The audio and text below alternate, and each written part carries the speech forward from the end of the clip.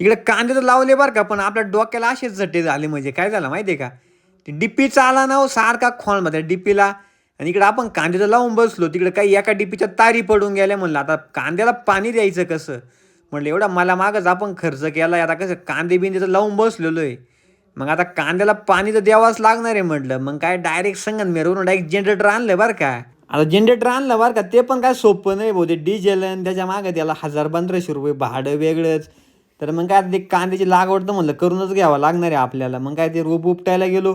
तर आता रोपासाठी ना वातावरणामध्ये दररोज बदल होते. म्हणजे काही थंडी पडते तर कधी आभाळ येतं बरं का. त्यासाठी 2-3 चांगले बुरशीनाशक स्प्रे करा.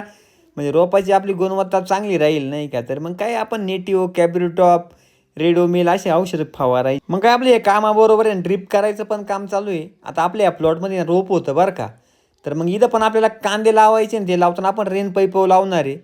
तर म्हणलं आता आपला आज प्लॉट तिकडला लावून होणार आहे, म्हणलं उद्याची तयारी करू.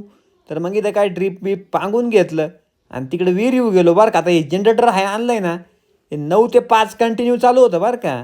आता ते जनरेटरवाले म्हणले ताशे 3 लिटर. आता तुम्हीच हिशोब करा किती लिटर लागला असं. तर लय अवघड आहे भाऊ. शेती करणं काय सोपं नाही बरं का. असेच नवनवीन व्हिडिओ पाहण्यासाठी ना पटकन फॉलो करा आणि आपला व्हिडिओ आवडल्यास लाईक करा.